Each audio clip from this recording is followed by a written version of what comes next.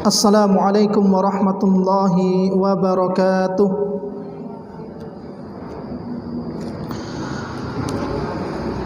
Innal hamdalillah nahmaduhu wa nasta'inuhu wa nastaghfiruh wa na'udzu billahi min shururi anfusina wa min sayyiati a'malina. Man yahdihillahu fala mudilla lahu wa man yudlil fala hadiya lahu. Wa asyhadu an la ilaha illallah wahdahu la syarika lah wa asyhadu anna Muhammadan abduhu wa rasuluh. Qala Allah Ta'ala ya ayyuhalladzina amanu taqullaha haqqa tuqatih wa la tamutunna illa wa antum muslimun. Ya ayyuhan nasu taqu rabbakumul ladzi khalaqakum min nafsin wahidah wa khalaqa minha zawjaha wa batha minhuma rijalan katsiran wa nisaa'a wattaqullaha alladzi tasaaluna bihi wal arham innallaha kana 'alaikum raqiba. Ya ayyuhalladzina amanu taqullaha wa qulu qawlan sadida yuslih lakum a'malakum wa yaghfir lakum dhunubakum wa may yuti'illaha wa rasulahu faqad faza fawzan 'azima. Amma ba'du, fa inna asdaqal hadithi kitabullah wa khairal hadi hadi Muhammadin sallallahu alaihi wasallam wa syarrul umuri muhdatsatuha wa kullu muhdatsatin bid'ah wa kullu bid'atin dhalalah wa kullu dhalalatin finnar. Ma'asyiral muslimat, para ummahat rahimani wa rahimakumullah. Alhamdulillah, kita bersyukur kepada Allah atas segala nikmat yang Allah anugerahkan kepada kita semuanya, sehingga pada malam hari ini di salah satu tempat yang dicintai oleh Allah Subhanahu wa taala di muka bumi ini, yaitu di Masjid Pondok Pesantren Tahfidzul Quran Ibnu Umar Yukum Jaya. Ini adalah sebuah nikmat yang sangat agung. Meskipun kebanyakan orang tidak menganggap nikmat ini adalah nikmat yang agung, tapi yakinlah, ketika seseorang dimudahkan langkahnya untuk menuntut ilmu syar'i, mempelajari Al-Quran dan As-Sunnah, terlebih di masjid Allah Subhanahu wa ta'ala seperti malam hari ini, maka ini kenikmatan yang sangat agung. Perhatikan apa yang pernah disabdakan oleh Nabi kita Muhammad sallallahu alaihi wasallam. Beliau bersabda, "Man salaka tariqan yaltamisu fihi ilman, sahhalallahu lahu bihi tariqan ilal jannah." Barang siapa yang menempuh sebuah perjalanan, keluar dari rumah menempuh sebuah perjalanan yang dia niatkan untuk menuntut ilmu, dan ilmu yang dimaksud di sini adalah ilmu syar'i, apa yang difirmankan oleh Allah, apa yang disabdakan oleh Muhammad sallallahu alaihi wasallam, dan apa yang diucapkan oleh para sahabatnya. Maka kata Rasulullah, sahhalallahu lahu bihi tariqan ilal jannah, maka Allah akan mudahkan baginya, yaitu dengan menuntut ilmu, jalan menuju surga. Rawahu Ibnu Majah. Ya, maka perlu disyukuri dan selalu dijaga keistiqomahannya di dalam menuntut ilmu syar'i. Kemudian yang kedua, salawat serta salam semoga tetap tercurahkan kepada Nabi kita Muhammad sallallahu alaihi wasallam, kepada keluarga beliau, kepada para sahabatnya, dan orang-orang yang mengikuti beliau dengan baik hingga akhir zaman. Para ummahat yang semoga senantiasa dirahmati oleh Allah Subhanahu wa taala, sengaja kajian pada malam hari ini, ya kajian perdana kita spesialkan untuk para ummahat, para ibu-ibu. Ya, karena memang ibu-ibu ini terkadang waktunya banyak dihabiskan untuk mengurusi keluarganya, mengurusi suaminya, mengurusi anak-anaknya. Maka tidak beda dengan kaum muslimin atau para bapak, para aba, yang mana mereka ya sangat mendominasi untuk menuntut ilmu syar'i. Bahkan kaum hawa atau para ummahat terkalahkan dengan semangatnya kaum laki-laki. Maka pada malam hari ini kita mencoba dan kita memohon kemudahan dari Allah Subhanahu wa taala agar kajian spesial untuk ummahat ini bisa berjalan dengan lancar sebagaimana yang kita inginkan. Allahumma amin. Seperti biasa ya, kajian-kajian yang kita adakan di masjid ini ya, maka kami berusaha untuk membahas sebuah kitab. Ya, artinya kajian kitab, bukan tematik. Ya, karena memang inilah yang diperlukan ya kaum muslimat. Ya, yang diperlukan kaum muslimat. Yang mana seorang muslim atau muslimah dia punya kewajiban untuk menuntut ilmu.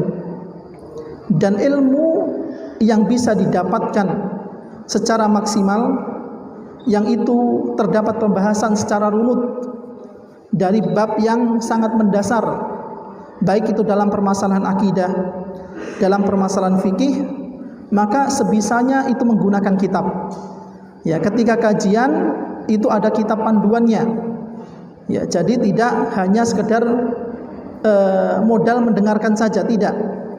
Akan tetapi di samping dia harus mendengarkan, menulis faidah, ya, juga diusahakan mempunyai buku. Dan insya Allah kitab yang akan kita gunakan untuk kajian ummahat ini adalah kitab yang dikarang oleh Syekh Abu Malik Kamal bin Sayyid Salim yang berjudul Fiqhus Sunnati lin Nisa, fikih sunnah untuk wanita. Dan kenapa alasan kita memilih buku ini sebagai buku panduan kita pada kajian ummahat ini? Karena berdasarkan ijtihad kami, pembahasan pada buku ini sangatlah sistematis dan sangat cocok sekali untuk pemula. Ya, jadi bagi ummahat atau muslimat yang baru saja ya mengikuti kajian-kajian ilmiah semacam ini, maka untuk pembahasan ya khususnya masalah fikih, maka ini sangatlah cocok untuk dijadikan buku panduan. Dan sebagaimana yang kita ketahui bahwasannya Nabi kita Muhammad sallallahu alaihi wasallam dalam sebuah hadis mengatakan, talabul ilmi faridatun ala kulli muslimin. Ya, menuntut ilmu syar'i itu merupakan sebuah kewajiban bagi setiap muslim. Ya. Kalau dikatakan muslim di situ, maka muslimah mencangkup di dalamnya, tercangkup di dalamnya. Ya, kita dapati di dalam Al-Qur'an perintah mendirikan salat, perintah menunaikan zakat, ini menggunakan dhamir ya untuk kaum laki-laki. Ya, misalnya perintah untuk mendirikan salat, aqimus shalah, ya dari kalimat aqama yuqimu. Ya, aqimu berarti untuk antum, ya, fi'lul amr untuk antum, untuk laki-laki.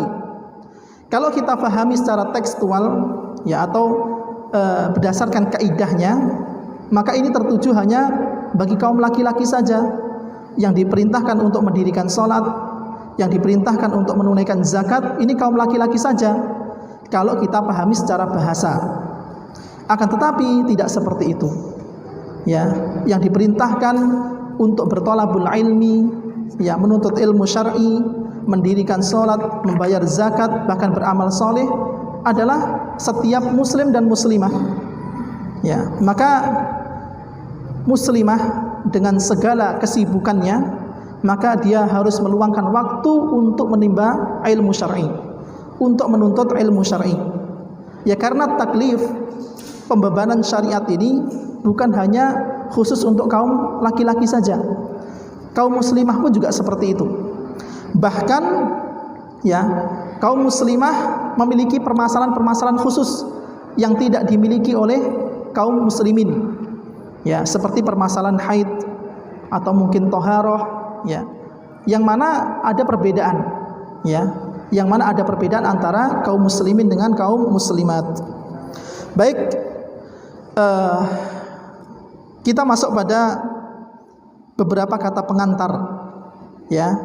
Jadi biasa dalam sebuah kitab itu terkadang ada beberapa pengantar, ya, kata pengantar dari beberapa ulama.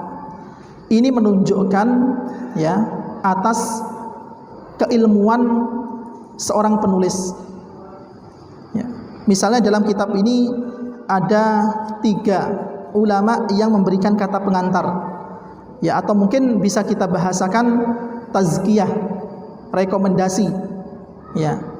Jadi ini menunjukkan akan, ya, bagusnya penulis dalam menyusun kitab, atau mungkin pujian-pujian yang ditujukan oleh penulis, baik itu ulama yang sezaman, yang semasa dengan penulis, atau ulama yang lebih senior, ya. Dan itu biasa dilakukan oleh para ulama terdahulu. Jadi ketika seorang ulama dimudahkan untuk menyusun sebuah kitab, maka dia berusaha untuk meminta koreksi kepada ulama yang lebih senior atau mungkin semasanya, agar apa yang dia tulis itu bisa ada koreksi yang biasa dia revisi, dan itu biasa, ya. Maka seperti itulah nanti misalnya kaum muslimat, ya, ada diberikan kemudahan untuk menyusun buku atau mungkin menyusun artikel, ya, minimal artikel, ya. Maka jangan segan-segan untuk meminta koreksi dari atau mungkin ustadzah atau mungkin ustadz yang lebih mumpuni daripada dirinya, ya, dengan harapan agar ada koreksi dari kesalahan-kesalahan yang dia tulis. Kata pengantar pertama dari Syekh Abu Abdullah Mustafa bin Al-Adawi. Ini salah satu ulama Ahlus Sunnah yang masih hidup pada zaman kita sekarang ini, yang beliau tinggal di negara Mesir, ya. Maka ada beberapa pujian-pujian beserta koreksi, ya, dari kitab yang disusun oleh Syekh Abu Malik Kamal bin Sayyid Salim, ya. Jadi sengaja, ya, kita jelaskan, ya, setiap lembarnya, ya, agar faidah yang bisa kita dapatkan lebih maksimal. Jadi sebelum kita masuk pada pembahasan inti, inilah, ya, faidah dari buku yang kita pelajari, ya. Ada beberapa kata pengantar dari para ulama. Salah satunya adalah ulama yang berasal dari negara Mesir, ya, Syekh Mustafa bin Al-Adawi, ya. Maka beliau memberikan sebuah pujian, ya, kepada Syekh Abu Malik Kamal bin Sayyid Salim pada kitab yang beliau susun ini, yaitu kitab Fiqhus Sunnati lin Nisa.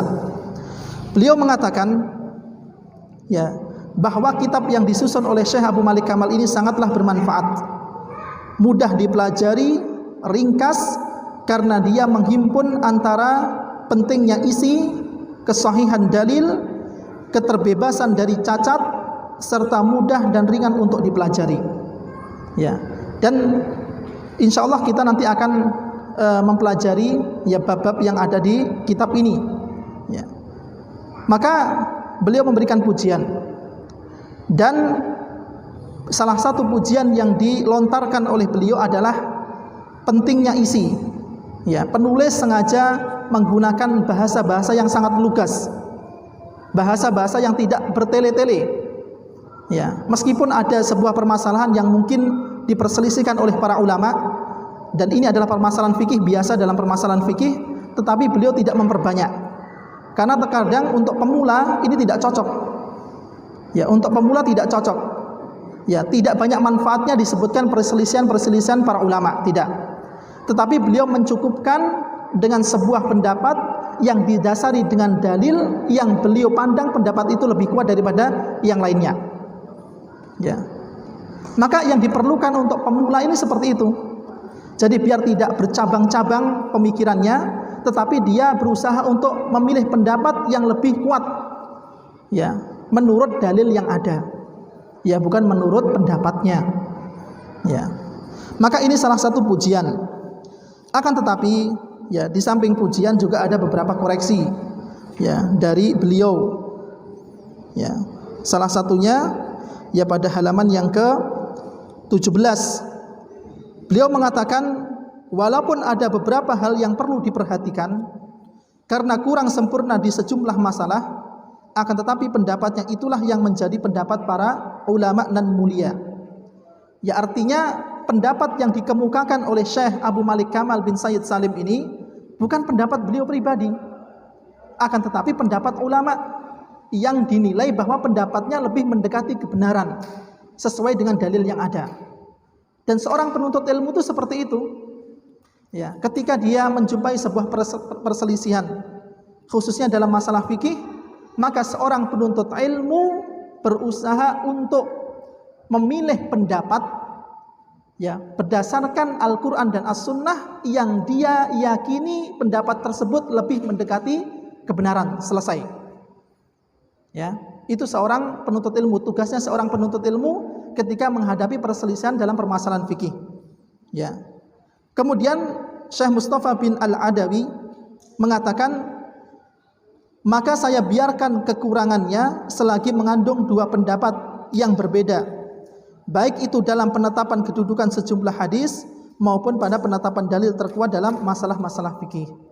Ya, artinya ketika Syekh Abu Malik Kamal, ya, menerangkan adanya dua pendapat dalam sebuah permasalahan, maka Syekh Mustafa bin Al-Adawi itu memberikan kelonggaran. Ya, meskipun ada beberapa kesalahan, akan tetapi itu tidak terlalu fatal. Kemudian kata pengantar yang lainnya, ya, dari Abu Abdullah Ahmad bin Ahmad Al-Isawi. Ya. Maka sebelum beliau memberikan pujian, ya, dalam kitab ini, maka beliau memaparkan atau memberikan penjelasan bagaimana pentingnya seorang muslimah atau pengaruh seorang muslimah terhadap kestabilan sebuah keluarga. Bahkan kalau kita katakan sebuah negara, ya, itu hampir-hampir ditentukan dari peran seorang muslimah. Ya.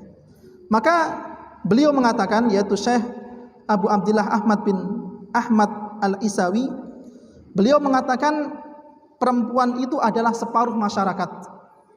Ya. Maka tidak pantas kalau separuh masyarakat ini diremehkan atau diterlantarkan atau dibiarkan tidak mendapatkan ilmu, tidak mendapatkan asupan ilmu yang cukup, ya, apalagi terkait masalah akidah, masalah fikih dan lain sebagainya.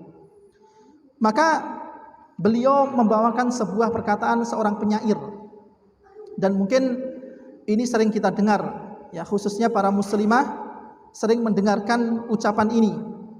Ya, maka ucapan ini dinisbatkan kepada seorang penyair, bukan sabda Nabi SAW.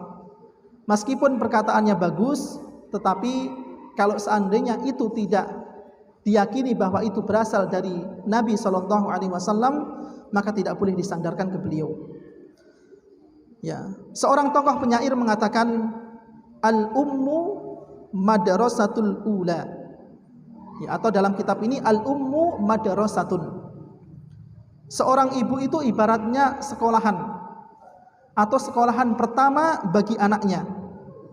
Idza a'dattaha a'datta sya'ban thayyibal a'raq. Apabila engkau mempersiapkan, ya, seorang ibu yang baik, ya, maka seorang laki-laki ketika ingin menikah, maka dilihat pasangan hidupnya. Dan ini kewajiban seorang muslim. Ketika dia ingin menikah, maka dia harus pilih-pilih. Ya, tidak apa-apa. Ya, pilih-pilih untuk calon apa? Madrasah bagi anak-anaknya. Makanya Nabi SAW mengatakan, tungkahul mar'atu li arba'in. Ya, wanita itu biasanya dinikahi karena 4 hal. Disebutkan 4 hal tersebut. Yang pertama adalah hartanya, kemudian nasabnya, kemudian kecantikannya, kemudian keturunannya. Ya. Maka kata Nabi, fadfar bitatid din taribat yadak. Maka pilihlah yang beragama, yang bagus agamanya, kalau tidak engkau akan hina atau berdebulah tangan kalian. Maka dalam hadis ini Nabi menyebutkan kata fadfar dari kalimat zufr yang artinya adalah kuku. Jadi kalau seandainya ada seorang muslim yang ingin menikah, maka seperti orang yang sedang membersihkan kotoran yang ada di dalam kukunya. Ya, dia pilih-pilih, dia bersihkan, dia korek-korek, ya sampai dalam ya. Ketika dia ingin menikahi seorang wanita, ya berusaha untuk mencari informasi dari teman-teman dekatnya. Ya misalnya dia dapatkan informasi, Masya Allah, ya akhwat ini ya di hadapan ibunya seperti budak, ya memposisikan dirinya seperti budak di hadapan ibunya. Wah, luar biasa. Dapat satu informasi yang baik dari teman dekatnya. Digali lagi, ya. Kalau memang sudah mantap, diistikharahi. Begitulah seorang muslim menyiapkan ya madrasah yang pertama bagi anaknya, disiapkan bibit unggulnya, ya jangan asal-asalan. Ya baik. Kemudian kata penyair tersebut, apabila engkau sedang mempersiapkan berarti kamu sedang mempersiapkan bangsa yang baik keturunannya. Jadi kalau dipilihkan ibu yang baik, ya yang bisa mengajari anak-anaknya agama, ya inilah ya usaha seorang muslim untuk menyiapkan keturunan yang baik bagi keluarga, bahkan bagi bangsanya. Ya. Ini salah satu penjelasan dari Syekh Abu Abdullah bin Ahmad Al-Isawi. Kemudian beliau juga mengatakan, membawakan sabda Nabi sallallahu alaihi wasallam, "Innaman nisa'u syaqa'iqur rijal." Sesungguhnya wanita itu hanyalah saudara kandung kaum pria. Ya, dan memang seorang wanita itu adalah saudara kandung laki-laki. Ya, oleh karena itu dalam sebuah ayat ya dalam surat Ar-Rum Allah Subhanahu wa taala mengatakan, "Wa min ayatihi an khalaqalakum min anfusikum azwaja." Dan di antara tanda kebesaran Allah Subhanahu wa taala, an khalaqalakum, Allah menciptakan bagi kalian min anfusikum azwaja, istri-istri dari jenis kalian, min anfusikum, dari jenis kalian. Maka para ulama tafsir membagi ada 3 penafsiran, 2 penafsiran yang hak dan 1 penafsiran yang batil. Dan di antara penafsiran yang hak yang dimaksud dengan min anfusikum adalah min atla'ikum, dari tulang rusuk kalian atau dari bagian tubuh kalian. Ya, karena memang seorang wanita ini diciptakan dari tulang rusuk Nabi Adam alaihi salam yang sebelah kiri. Maka disebut dengan innaman nisa'u syaqa'iqur rijal. Sesungguhnya wanita itu ya hanyalah saudara kandung kaum pria. Dan seorang wanita dikatakan sebaik wanita adalah ketika wanita tersebut mempunyai rasa malu, dan rasa malunya ini tidak menghalangi dia untuk belajar agama. Ya. Dan ini dibuktikan oleh generasi terbaik dari umat ini, yaitu wanita-wanita Ansor, yang mana mereka dipuji oleh Bunda Aisyah radhiyallahu taala anha. Bunda Aisyah mengatakan, "Innaman nisa'u ni'man nisa'u nisaul Ansor." Sebaik-baik kaum wanita adalah wanita Ansor. Apa yang menyebabkan mereka menjadi wanita terbaik? Kata Aisyah, "Lam yamna'nahunna al-haya'u ayyatafaqqahna fid din." Rasa malu mereka tidak menyebabkan mereka ya menghalangi atau tidak menghalangi mereka untuk belajar ilmu agama. Ya, dan kita ketahui bahwa penghalang terbesar seorang penuntut ilmu untuk mendapatkan ilmu adalah 2 sifat. Yang pertama adalah sifat kesombongan, dan yang kedua adalah sifat pemalu. Ya, malu bertanya. Ya, sesat di mana? Sesat di pinggir jalan. Ya. Apalagi kalau malu bertanya masalah agama. Nanti sesatnya di akhirat, wal iyadu billah. Ya, baik. Kemudian ini yang terakhir dari beberapa kata pengantar. Ya, dahulu yaitu kaum wanita, ya para sahabiah, yaitu wanita yang hidup sezaman dengan Nabi sallallahu alaihi wasallam, mereka itu mengeluh. Ya, mereka mengeluh akan kelakuan para kaum laki-laki, yang mana kaum laki-laki ini lebih mendominasi di dalam menuntut ilmu atau mengambil ilmu dari Nabi Shallallahu Alaihi Wasallam. Maka mereka beranikan diri untuk mengatakan kepada Nabi Shallallahu Alaihi Wasallam, bahkan meminta waktu khusus agar mereka bisa belajar mengambil ilmu dari Nabi Shallallahu Alaihi Wasallam. Ini sebagaimana yang dikatakan oleh mereka, ya Rasulullah, ghalabana 'alaikar rijal. Wahai Rasulullah, kaum pria telah mengalahkan kami dalam menuntut ilmu darimu. Faj'al lana yauman min nafsik. Oleh karena itu tetapkanlah satu hari khusus untuk kami mendapatkan pelajaran darimu. Ya, jadi wanita itu tidak hanya disuruh untuk masak, wanita itu tidak hanya disuruh untuk mencuci baju. Ya, bahkan laki-laki juga wajib untuk membantunya. Ya, misalnya masak, ya, meskipun itu hanya bisa ngulek sambal, ya tidak apa-apa. Ya, misalnya seorang bapak bisanya mencuci satu baju, tidak jadi masalah. Ya, agar kaum wanita ini, ya, bisa meluangkan waktunya untuk menuntut ilmu. Sama, ya, beban syariat, beban ibadah ini sama. Ya, dibebankan kepada setiap muslim dan muslimah. Ya, baik. Dan di akhir kata pengantar beliau, ya pastinya ada beberapa yang menjadi catatan, ya, menjadi catatan bagi kitab yang sudah dikarang oleh Syekh Abu Malik Kamil bin Sayyid Salim. Ya, nanti bisa dibaca pada halaman yang ke-22. Ya, meskipun ada sedikit koreksi, tetapi insya Allah, ya, kitab yang kita akan pakai ini mudah-mudahan bisa mendatangkan faidah yang besar bagi kita semuanya. Dan kami, ya, harapkan atau kami motivasi, ya, bagi setiap muslim dan muslimah untuk belajar terlebih dahulu. Nanti ada waktunya kapan giliran seorang muslim atau muslimah itu bisa menulis buku. Ya. Dan memang ini salah satu amal jariah kita. Amal yang tidak terputus meskipun kita sudah berkalang tanah. Ya, maka ada sebuah kitab, ya, atau kutip yang ditulis oleh Syekh Shalih Al-Munajjid hafizahullah. Ya, ada buku kecil yang berjudul Utruk Atharon Qabla Rahil. Tinggalkan kenangan sebelum engkau pergi, agar pahala terus mengalir meskipun hidup telah berakhir. Salah satunya adalah dengan menyebarkan ilmu. Menyebarkan ilmu itu ya bisa mengadakan kajian seperti ini. Kalau tidak mampu ya bisa menulis buku. Kalau tidak mampu mungkin bisa menulis artikel, dimulai dari yang kecil-kecil terlebih dahulu. Dan ini apa yang pernah disabdakan Nabi kita. Inna mimma yalhaqul mu'min, ya, sesungguhnya yang didapati dari seorang mukmin min amalihi wa hasanatihi ilmun 'allamahu wa nasyarahu.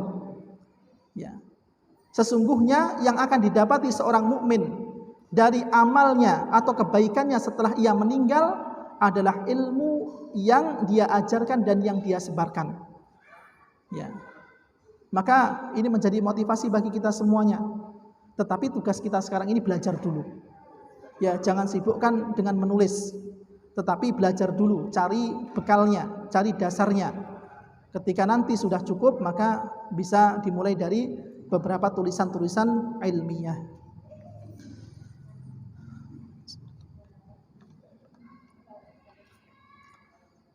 Baik para ummahat yang semoga senantiasa dirahmati oleh Allah Subhanahu wa taala. Ini sedikit mukaddimah yang kita sampaikan dari buku Fikih Sunnah di Nisa. Maka sudah tidak asing lagi di dalam pembahasan fikih atau di dalam kitab-kitab fikih, maka pembahasan pertama yang ditulis adalah babut thaharah atau kitabut thaharah. Ya. Jadi di dalam sebuah kitab fikih itu pasti ada istilah kitab, ada istilah bab. Misalnya kitabut thaharah, maka yang dimaksud di situ adalah bab bersuci. Kitab itu dalam bahasa Indonesianya artinya bab. Adapun babun itu kita artikan pasal-pasal. Ya, jadi ada bab, ada pasal-pasalnya. Misalnya kitabut toharoh atau bab toharoh, nanti ada bab atau pasal-pasalnya yang berkaitan tentang misalnya pembagian air, atau mungkin muqaddimah, ya pentingnya toharoh di dalam kedudukan toharoh di dalam Islam, atau mungkin pembagian air, atau mungkin hal-hal yang dihukumi sebagai najis. Ya, maka polanya seperti itu. Ya, dan di dalam pembahasan fikih pasti pembahasan yang pertama kali dibahas adalah kitabut toharoh, yaitu bab tentang bersuci. Maka mudah-mudahan Allah Subhanahu wa taala memudahkan kita semuanya di dalam menuntut ilmu syar'i, yang insyaallah pada malam hari ini kita akan mulai pada bab yang pertama, yaitu kitabut toharoh, bab bersuci, pada halaman 34. Ya. Dan sebelumnya kami memang sengaja menggunakan buku yang berbahasa Indonesia. Ya. Kalau yang kita ajar adalah seorang penuntut ilmu dan dia berada di pondok, di pesantren, maka sebisa mungkin diusahakan kitab panduannya itu berbahasa Arab.